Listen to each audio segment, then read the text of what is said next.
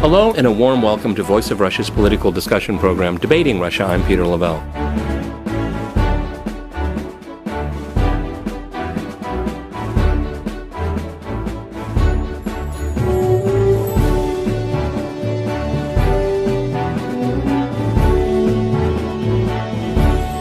Vladimir Putin.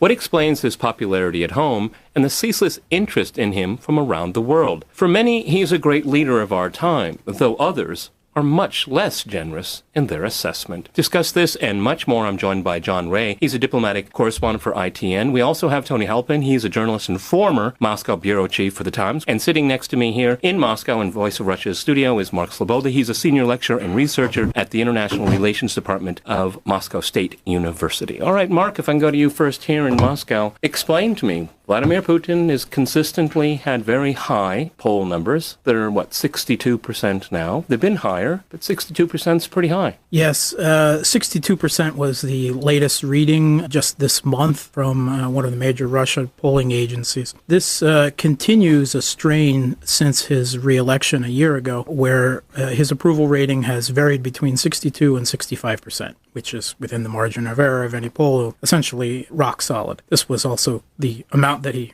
won the election by and what he pulled at before the election. So we see a quite remarkable consistency in Putin's approval rating. Despite a slight economic downturn, Russia's economy has dropped along with the rest of the global economy. Tony, you lived for many, many years in Moscow. I knew you as a correspondent here for the Times. Vladimir Putin's popularity, how do you explain it? Well, I think initially it has to be said that in comparison to his immediate predecessor and Soviet predecessors, he has the benefit of appearing competent, having the qualities of what Russians call a mujik. He looks like a real man who makes decisions. He's a tough guy. And he's brought order and stability, which was clearly lacking in the immediate aftermath of the Soviet collapse.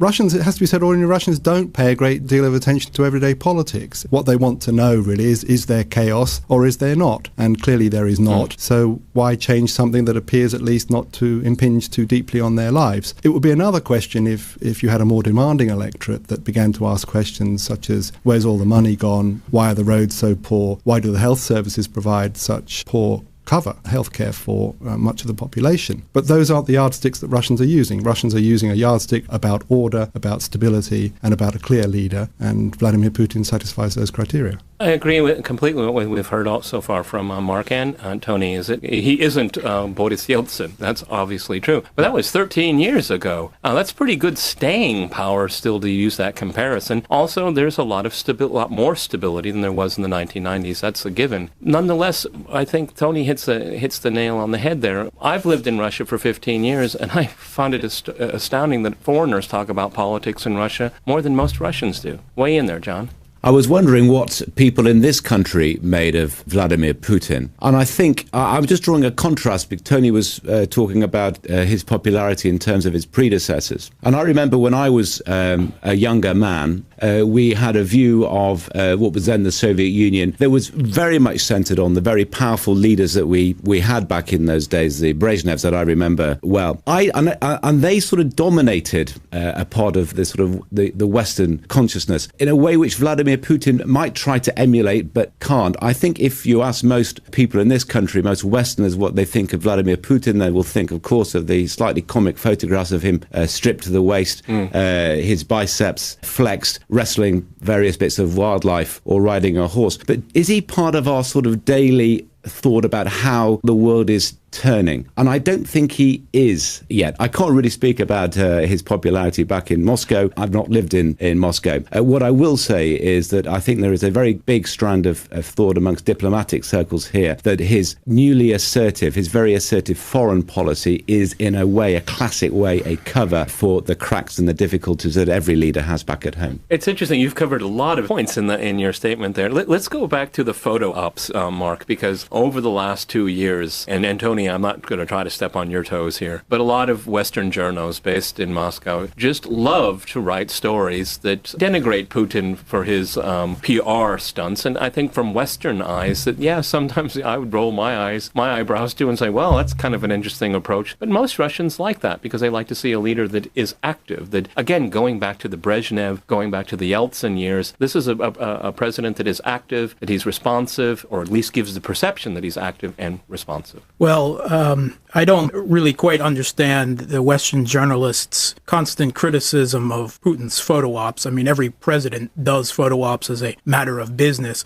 Putin's choice of photo ops appeals to the Russian people, the values, the character that appeals to them. I also find it interesting that they continually harp on what can only be characterized as Putin's outstanding concern for nature and the environment, perhaps not quite in the terms of a Western green, but certainly in the terms of a Teddy Roosevelt conservative conservationist. He has again and again demonstrated that perhaps more than any president in the world other than Morales, he is the president that is routinely concerned most about endangered species and the environment. But I think the most important point of Putin's popularity in Russia was missed earlier. Law and order is a big part of this. And the return of Russia under his helm as a great power in the world, a country to be respected, is a major part of that. Well, Mark, this is important. And Tony, if I can go to you, because we heard from John, being assertive or reasserting Russia on the global stage. I'm not as fascinated with that interpretation because I think it's more inverse. I think we see weakness in the West, weakness in Tony Blair, and from where I'm sitting here in Moscow, weakness in Mr. Cameron and other Western leaders. It doesn't mean that Russia and Putin is assertive. It's just that the other side, if we can call it the other side, is not as assertive or not as clear. Putin sends a clear message, if you like him or not. Well, I think I'd have to take issue there. I think Russia in recent years has been losing friends rather than gaining them, and this has caused Mr. Putin to assert a Russia message ever more vigorously to make up for the fact that he lacks people and lacks allies wishing to make the same arguments. So I think you can mistake noise for strength, and we've certainly had a lot of noise from Russia in relation to its neighbours. But if you take the European neighbours, for example, most of those still look towards Europe for their future relationships, both economic and political.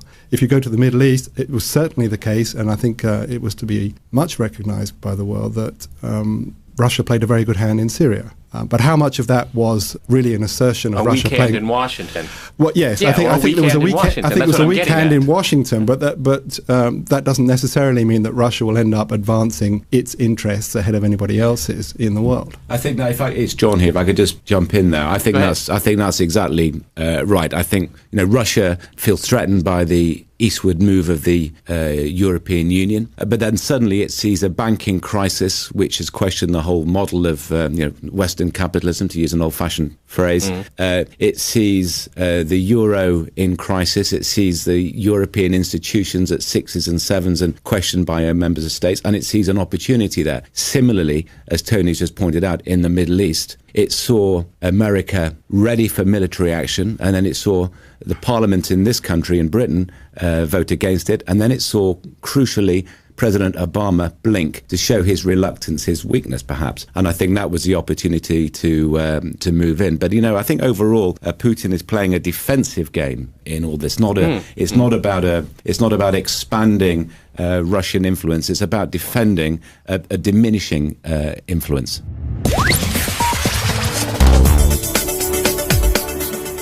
You're listening to Voice of Russia's political discussion program, Debating Russia. I'm Peter Lavelle. Mark, you want to jump in? Yeah, I don't think that there's any question that Russia has vastly reduced geopolitical horizons from the Soviet Union. Russia is not the Soviet Union. It doesn't have the global ideological cause. It doesn't have communist allies in countries around the world. But that is the only way that we can view Russia as having lost allies or having decreased in influence when it's compared the Putin administration to the Soviet Union. When we compare it to the Yeltsin administration, we see exact opposite, I think. Perhaps Putin has lost allies in terms of the West and from the Western perspective in the last few years. But for the rest of the world, Russia has vastly increased relations. You're speaking like in terms of the BRICS countries. The BRICS countries, the Shanghai Cooperation Organization, a cooperation with South America, even inroads into Africa, vastly increased influence in the Middle East, now in Egypt, in Syria, in Iran, from what existed just years previously. So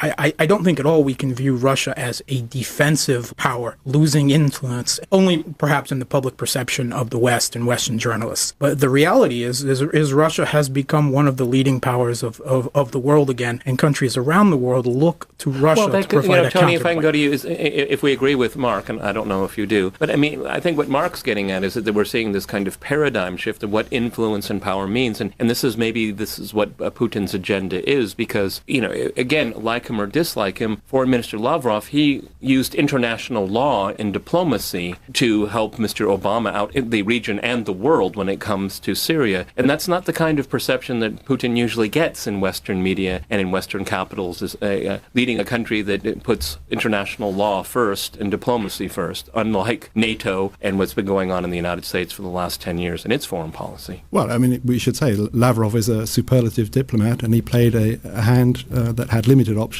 extremely well. But if you come back to a bigger point, if I take up Mark's point about Russia forging new relationships with China and India and the BRICS countries, it's certainly the case that there are competing visions in international relations right now. There are those who base their views on values, shared values, and there are those who base their views on national interest in the world. I think it's fair to say that Putin asserts national interest, but that in the end has very limited appeal in a global world, because there are shared values which attract more adherents than there are those who are willing to assert, for example, Russia's national values. Only Russia is willing to do that. Yeah, that's opposed to what values? Interventionist values? Well, there could be values. I mean, you could make an argument what about I'm saying is that if you look outside of Western capitals, particularly, then you will see that a lot of people, particularly in the Middle East today, will see values as something that the United States supports military interventions around the Arab world. That's not a value that is probably very much liked on the ground. I'm not trying to quibble with you here, but I mean, again, it's assuming that Western values are superior as opposed to actions on the ground. Russia doesn't go around invading countries. So you see what I'm getting at? I think I'm just acknowledging that Putin views his national interest within limited terms, so it doesn't mean that he thinks that an assertion of Russian values or Russian interests abroad is a good idea. He prefers to defend his values and his interests against those who he perceives encroach upon them. But that does lead you into some strange cul-de-sacs, because if we take your Middle Eastern example, Putin looks like he's simply defending the right of autocrats to be autocrats forever. Now, that may not be the case, but that's how it's perceived around the world. Even a non-intervention in Syria is an intervention. By not intervening, by blocking intervention in Syria, Russia changed the course of what is happening in that country for good or for ill. Mark? I think it's more a question of which autocrats different countries are supporting, because while Russia certainly supports the autocrat in Syria and is showing support for the military junta in Egypt, it is the United States and the West that supports the bloody autocrats in Qatar, Bahrain, Saudi Arabia, Yemen, and so on. So this perceived value gap. All right, gentlemen, I don't want to go down this path here. I want to keep it on the image and perception of Vladimir Putin. Tony, it's very interesting to me over the last few weeks, particularly, and we don't have to talk about the nuances of the Syrian crisis and the negotiations there. But Putin got a little bit of a renaissance in international media. If he's a badass is badass. People like that. I mean, even Fox News in the United States was saying, well, at least here's a man with integrity. Here's a guy with guts. You see what I'm getting at? I mean, it's almost this image, it can be devoid of particular political meaning, but it's the perception that people really grabbed onto. Go ahead, Tony. Yes, I think many internationally who hadn't had such a close-up view of Mr. Putin for some time, came to the conclusion that he's a man who says what he thinks and thinks what he says. And that's the view that, many Russians have of him, and that's part of his domestic appeal. He's a very plain-speaking and blunt man. If I could just pick up one point, though, about his popularity internally. If I said, as I did at the beginning, that, for many Russians he represents stability and they don't have very many higher demands of him than that. In Moscow, that's not the case, because it's a city where many people already have the basic essentials of life. And in Moscow, he's much less popular than he is in the country at large. In fact, one could argue that he lives in a hostile capital because a minority supported him in the presidential election. It does rather depend on which Russian you're looking at as to how popular Mr. Putin is. Mark, you want to get Putin's approval rating in the capital right now is 60%, just 2 points lower than in the rest of the country. So I'm not quite sure. In the election, when people were presented with a real choice, he got a minority of the votes. Yeah, guys, don't fall into the old lazy Western trap of thinking of Russia as a great big monolithic state where everybody thinks the same thing. There are many different opinions, of course. I think John's reading my mind here. Thank you for saying that, John. One thing I would agree with Tony is that I wouldn't say that Vladimir Putin is unpopular in Moscow. He's less popular in Moscow than he is in other parts of the country. Yes, you're absolutely right. And there are other small groups that are mobilized and have the resources to do that. That doesn't necessarily, my reading of it is here, maybe Mark can give the poll numbers, but I wouldn't call it a hostile city, though he certainly has to keep an eye on what's going on in Moscow because it's the most important city in Russia in every single way. I think the case of Moscow and Putin is exactly the case of the rest of the country and Putin. If we can quote a U.S. President Bill Clinton a few years ago, it's the economy, stupid. And the number one reasons why Russia's support President Putin is because what he's done with the economy since 1992. Russia's GDP has increased tenfold in the last decade.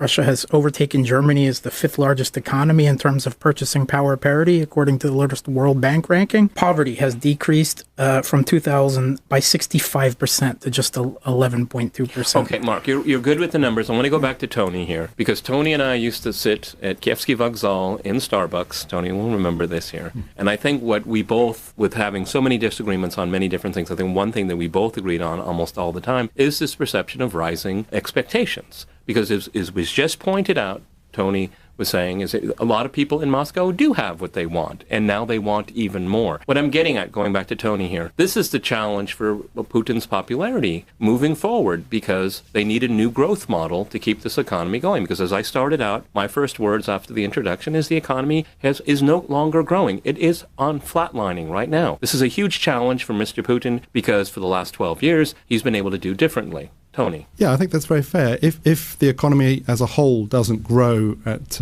quite the pace it has in the last decade or so, then people will begin to notice that, particularly in Moscow.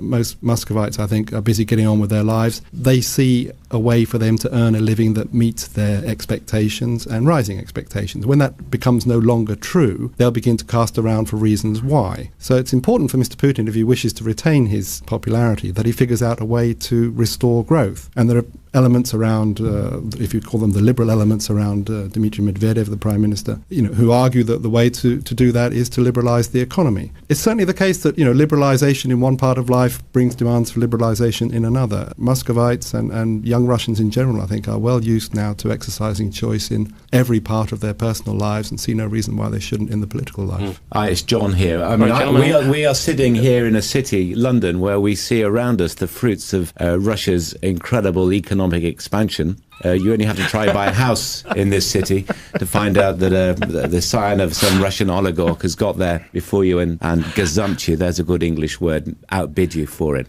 But look, the classic criticism levelled by liberal economic theorists that the Putin is this, that he has absolutely squandered the golden legacy of sky-high oil and gas prices by failing to transform that into a pluralistic economy. And well, I think that's a very simplistic way of looking at things. It may be simplistic, gentlemen, but it's very simplistic. Gentlemen, let me jump in here. You're listening to Voice of Russia's political discussion program, Debating Russia. I'm Peter Lavelle.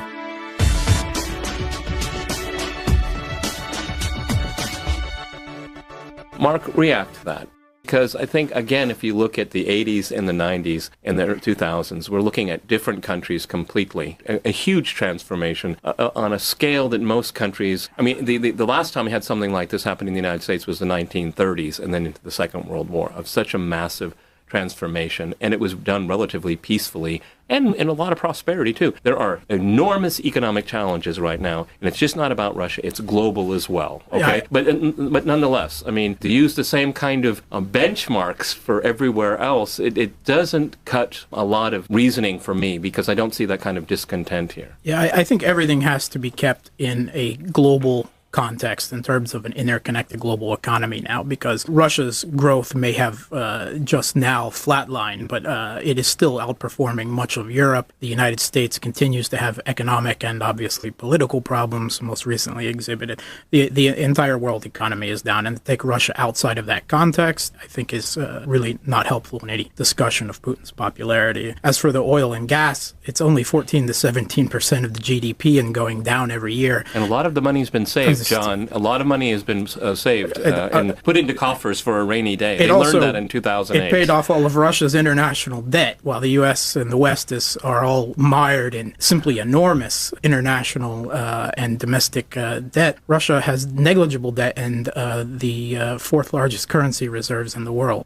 So I don't really see All right, that. gentlemen, I want to switch gears here because I want to keep it on Mr. Putin here. Tony, if I can go to you. Mr. Putin is in his third term as Russian president. This term is going to be 6 years in length. He may or may not run for election after that, which he can under the Constitution. What do you think, Tony? He's starting to think about legacy? I actually think he is. If you look at the last 18 months and just set aside all the discussion around the opposition activities and everything else, my view of it is that it's mainly characterized by drift. You know, he came into power, he regained power, but that seemed to be the sole objective of his return. He didn't really seem to have a plan to know what to do with power domestically, at least. He has some foreign agenda which may or may not be successful. Will he last another 5 years with drift? I really doubt it. And certainly those around him in the Kremlin, I think, would not tolerate the prospect of a fourth term with drift.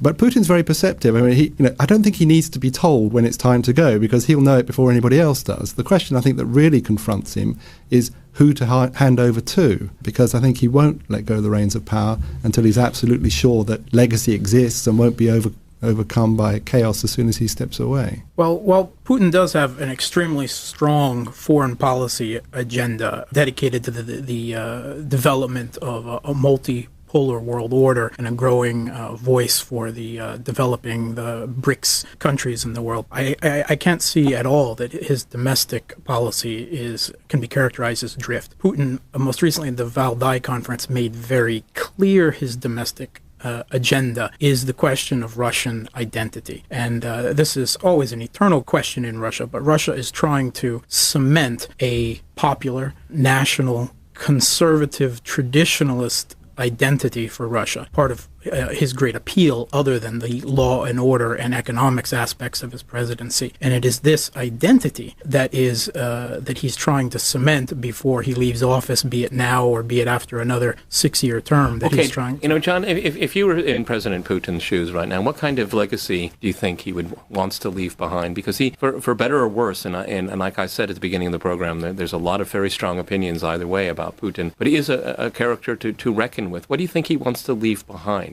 Well, he certainly will leave an impression. But let me give you a view from sort of diplomatic circles here. Okay. I think there is beginning to be a concern about the succession issue. We know he's got several more years, but I think there is a concern about what comes after Putin, and crucially whether the sort of model, this sort of vertically integrated model that Putin has pretty successfully run for a decade or more, whether that survives. The West, like everyone else, craves stability and from Russia. It is a major player on the world scene. But just at the moment, if you're in the British government, what you're mostly concerned about is not talking about politics or environment or Syria or any of those things. You're really just interested in doing business with Russia at the moment. It's a commercial interest. And as you pointed out at that end of the conversation, such are the size and scale of the economic problems that we have to tackle here, then what we're looking for in Russia really is, I think, a commercial partner, somebody we can do business with. And we want some political stability behind that. And therefore the concern about what happens when Putin finally does decide to I finish. think it's a very good point, because in the entire time, and again, just sitting with Tony having Starbucks coffee, we've talked, Tony, a number of times about institutional reform, and I'm looking at political parties. They still don't have much traction in Russia after all this time. And succession, who's going to come next? Because, whoever comes after Putin is going to have such huge shoes to fill. We've seen this around the world with different countries, but this is something that eventually is going to happen here. Yes, I think the thing that doesn't exist in Russia is the channel by which a challenger can campaign for power to the public rather than to the Kremlin apparatchiks and win popularity on the basis of the things that he or she promises to do. Any attempt to do that is characterized immediately as a sort of them and us situation by the Kremlin, and those in power seek to simply crush those who want to suggest alternatives. It would be better and healthier for Russian politics if there was this plurality, but so far it's not developing.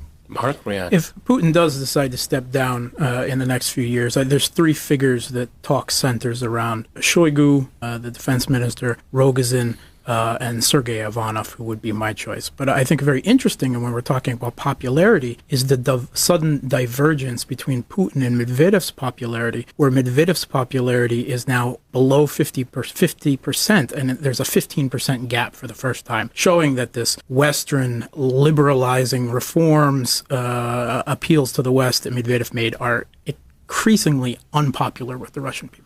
Well, that's very interesting because John and Tony, jump in now, either one of you. This is one of the things I found very interesting is the juxtaposition to the popularity of Vladimir Putin is we have former President Medvedev, and he was the quote-unquote favorite for so long in Western circles, and it didn't work out very well. And his appeal among Russians, I mean, most Russians I know even say, is he still there? Is he still there? Is he still prime minister? Because he didn't make a mark. Tony.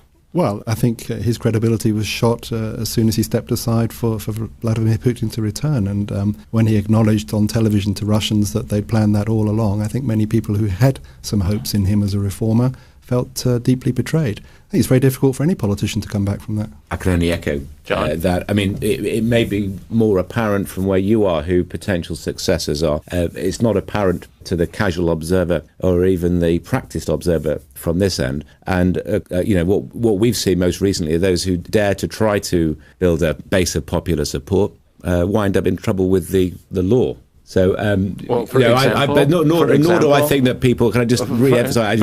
I do not think that Britain particularly wants to lecture Russia on democracy, and I think we also acknowledge that post breakup of Soviet Union, some of the advice about liberalising the economy probably wasn't very wise. Mark, I think if we're going to head towards closing, I'd just like to compare Putin's popularity with popularity of other leaders in the world, with 44% for President Obama, 30-some% for Prime Minister Cameron, 23% for Holland. Putin is still incredibly popular in Russia, one of the most popular leaders. Mark, let me ask history. you, one thing I think that our listeners should get some kind of insight on is Russians like authority. They like authority figures. Let's keep that in mind. I think all countries like authority figures. I don't think any country likes a weak president. Part of Obama's declining popularity and then Cameron's and Holland's, they're all characterized as weak presidents and prime ministers. So I can't think of a single country that likes weak presidents. But Putin has shown remarkable strength, and I think his legacy will go down as pretty much the savior of the country post-92. Tony, as a historical figure, does Putin make history or did history make him? That's a very good point. I think he certainly does gain plaudits for restoring a sense of the state in Russia, because the state clearly was on the verge of collapse after the Soviet era and on the economic chaos that followed. And if you compare him, with 100 years of previous Russian rulers, he comes out looking pretty good. But those aren't the yardsticks that modern voters use. Modern voters want to know, what are you doing for me? And every politician has his sell-by date, and the trick for most politicians is to realize that their sell-by date is up before the voters do. Most politicians don't achieve that. It remains to be seen, I think, whether Putin does. John Ray, Tony Halpern, and Mark Slobodka here in Moscow. Thank you for being with me on Voice of Russia's political discussion program, Debating Russia. I'm Peter Well. Stay with VOR.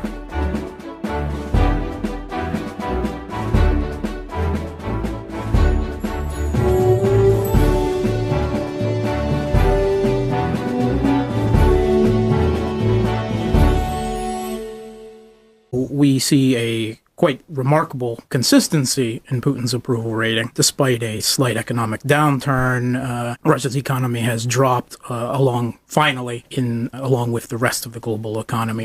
Tony, you lived for many, many years in Moscow. I knew you as a correspondent here for the Times. Vladimir Putin's popularity, how do you explain it? Well, I think initially it has to be said that in comparison to his immediate predecessor and Soviet predecessors, he has the benefit of appearing competent, having the qualities of what Russians call a mujik. He looks like a real man who makes decisions. He's a tough guy. And he's brought order and stability, which was clearly lacking in the immediate aftermath of the Soviet collapse. Russians, it has to be said, ordinary Russians don't pay a great deal of attention to everyday politics. What they want to know really is there chaos or is there not? I've lived in Russia for 15 years, and I found it astounding that foreigners talk about politics in Russia more than most Russians do. Weigh in there, John. I was wondering what people in this country made of Vladimir Putin. And I think I'm just drawing a contrast because Tony was talking about his popularity in terms of his predecessors. And I remember when I was a younger man, we had a view of what was then the Soviet Union that was very much centered on the very powerful leaders that we had back in those days, the Brezhnevs that I remember well. And they sort of dominated a part of the sort of the Western consciousness in a way which Vladimir Putin might try to emulate but can't. I think if you ask most people in this country, most Westerners, what they think of Vladimir Putin, they will think, of course, of the slightly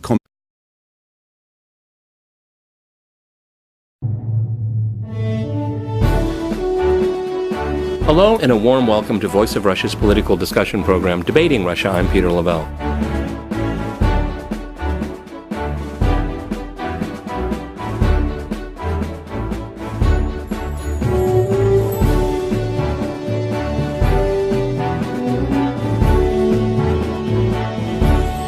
Vladimir Putin.